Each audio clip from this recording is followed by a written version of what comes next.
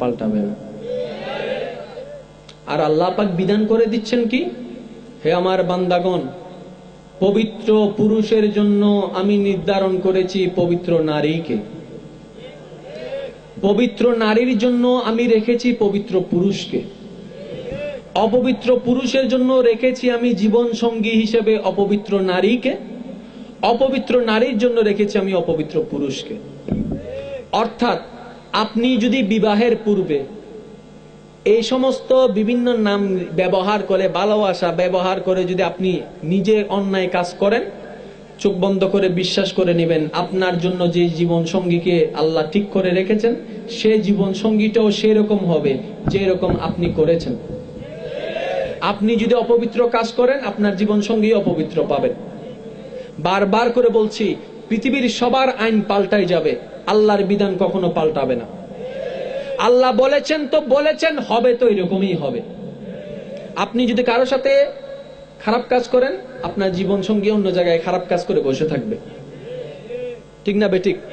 দ্বিতীয় নম্বর কথা, আপনি যদি কারো জীবন নষ্ট করেন আপনি তো তাকে বিয়ে করছেন না, তাকে বিয়ে দিতে হবে অন্য জায়গায়, তাহলে সে পুরুষটা পাচ্ছে একজন অপবিত্র নারী। তা আপনি অন্যের হক নষ্ট করে দিয়েছেন, আপনার হক নষ্ট করবে না সে গ্যারান্টি কি? কারণ বান্দার বিচারে ভুল আছে, আপনার আমার বিচারের মধ্যে ভুল আছে, কিন্তু আল্লাহ হচ্ছে আহকামুল হাকিমিন, যার বিচারের মধ্যে যাররা পরিমাণ কোনো ভুল নাই। সুতরাং কেউ যদি সৎ জীবন সঙ্গী আশা করেন, কেউ যদি একজন পবিত্র জীবন সঙ্গী আশা করেন, ছেলে হোক কিংবা মেয়ে হোক, পুরুষ কিংবা নারী হোক, যেই হন না কেন আমার মুসলমান ভাই ও বোনেরা, যদি আপনার জীবন সঙ্গী একজন সৎ সতী আপনি আশা করেন, তাহলে প্রথম আল্লাহ শর্ত লাগাই দিয়েছে, তুমি আগে ভালো হও, তোমার জীবন সঙ্গীর হেফাজতকারীর আমি আল্লাহ। একটা এক্সাম্পল দিচ্ছি, আপনার কি বিরক্ত হচ্ছেন? বলার দরকার আছে কি নাই? না বললে শুনবেন কিভাবে? না শুনলে জানবেন কিভাবে? না জানলে পালন করবেন কিভাবে? ঠিক না? মনে করেন রাস্তার মধ্যে যাচ্ছে, আপনি একটা ছেলেকে কিংবা একটা মেয়েকে আপনি ইপটিজিং করলেন, আপনার কোনো গায়ে লাগলো না, গান শুনাই দিচ্ছেন কিংবা কোন একটা কথা বলছেন, সমস্যা নাই বলেন, কিন্তু আপনি যাকে বলতেছেন এ তো কারো না কারো বউ। বলেন বলেন। মনে করেন আপনি চট্টগ্রামের মধ্যে বহদ্দারার মোড়ে কোন একটা মেয়েকে আপনি ইপটিজিং করলেন, তাহলে সেই মেয়েটা তো আপনার থেকে চলে যাচ্ছে, আপনি একদিকে চলে যাচ্ছেন আপনার কাজে, ওই মেয়েটা ওই মেয়েটার কাজে চলে যাচ্ছে। এই মেয়েটাকে তো আল্লাহ কারো একজনের বউ বানায় ঠিক করে রাখছেন। মনে করেন তার এখনো বিয়ে হয় না, তার স্বামীটা হচ্ছে মনে করেন আগ্রাবাদে, কোথায়? তাহলে আপনি অন্যের বউকে ইপটিজিং করছেন। হ্যাঁ, আপনি যেরকম অন্যের বউকে ইপটিজিং করছেন, অন্যের বউ যেরকম বহদ্দারাটের মধ্যে হেঁটে যাচ্ছে, আপনার বউ তো নিশ্চয় কোনো জায়গায় হেঁটে যাচ্ছে। বলেন।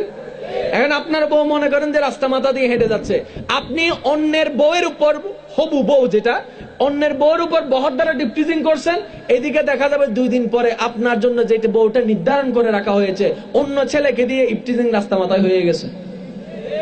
এটা বাস্তব। কারণ আপনিও মানবেন আমিও মানব, সবার আইন পরিবর্তন হবে, আল্লাহ এবং রসুলের আইন কখনো পরিবর্তন হবে না। সবার বিচারের মধ্যে কম বেশি হতে পারে, আল্লাহ এবং রসুলের বিচারের মধ্যে কখনো কম বেশি হতে। সুতরাং যদি সৎ জীবন সঙ্গী চান, আগে নিজেকে সৎ হতে হবে। আবার ছোট হয়ে গেছে এখন। কারণ আপনি বলতে পারেন, হুজুর আমি জানা অজানায়, বুঝা না বুঝাই তো অনেক কবিরা সবিরা গুনাহ করে ফেলছি, আমি তো জানতাম না এরকম কোন একটা কিছু, শয়তানের প্রবঞ্চনায় পড়ে আমি করে ফেলছি, কি করা যায়? আল্লাহ পাক সে রাস্তাও খুলে রেখেছেন। সুবহানাল্লাহ বলতেছে না? বলে যে আমি সুবহানাল্লাহ বললে যদি আবার ধরা ফিরে যায়।